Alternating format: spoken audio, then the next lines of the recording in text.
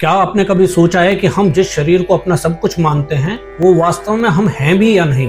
कभी बीमारी, कभी दुर्घटना, कभी उम्र का बढ़ना।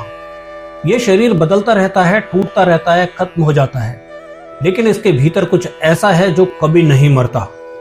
नमस्कार दोस्तों, आज का यह श्लोक हमें उसी सबसे बड़ी सच्चाई से मिलवाता है जिसे समझ लेने के बाद डर, दुख और हार का भाव बदल जाता है और जीवन एक नई दिशा ले लेता है।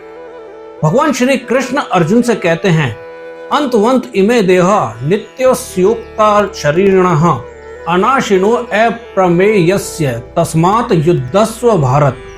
हे पार्थ, यह शरीर नाशवान है, लेकिन इस शरीर में रहने वाली आत्मा नित्य, अविनाशी और अप्रमेय है। इसलिए अपने कर्तव्य से मत भागो और युद्ध करो।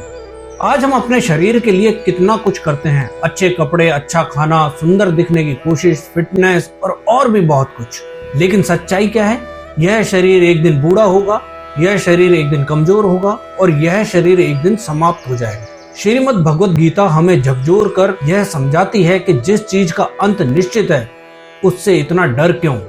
यह आत्मा अनाशिन है और अप्रमेयस्य है, यानी जिसे नष्ट नहीं किया जा सकता और जिसे पूरी तरह मापा भी नहीं जा सकता। अर्जुन अपने रिश्तों, भावनाओं और मोह में उलझ गया था। भगवान श्री कृष्ण अर्जुन से युद्ध के मैदान में खड़े होकर कहते हैं, तुम डर क्यों रहे हो पार्थ? ये शरीर मिटता है, आत्मा नहीं, इसलिए कर्तव्य से भागना सही नहीं है। यदि इस श्लोक को वर्तमान परिप्रेक्ष्य में देखें तो आज हम सब किसी न किसी युद्ध में हैं। किसी का युद्ध कैरियर का है, किसी का युद्ध आर्थिक स्थिति का है, किसी का युद्ध आत्मविश्वास का है, किसी का युद्ध रिश्तों का है, किसी का युद्ध अपने डर से है। और इस श्लोक का संदेश साफ है, भागो मत, अपने युद्ध का सामना करो। अब प्रश्न उठता है कि यह डर आता कहां से है? डर हमेशा शरीर और परिस्थितियों से आता है। किसी को हारने का डर है, किसी को असफल होने का, किसी को कुछ खोने का डर है, किसी को मरने का। लेकिन अगर आत्मा अमर है तो फिर वास्तव में डर किस बात का? जब इंसान यह समझ लेता है कि मैं यह शरीर नहीं हूं, मैं यह विचार नहीं हूं, मैं यह स्थिति नहीं हूं, मैं यह डर नहीं हूं, तो उसके भीतर एक अटूट साहस पैदा होता है और वही साहस इंसान को असंभव से संभव बनाता है। जिस दिन तुमने समझ लिया कि तुम शरीर नहीं आत्मा हो, उस दिन डर खत्म हो जाएगा। जो चीज नष्ट होने वाली है उसके लिए जीवन क्यों रोकना है? हार शरीर की हो सकती है, आत्मा की नहीं। भागना आसान है, लेकिन जीत वही है जहां तुम रुकते हो और लड़ते हो।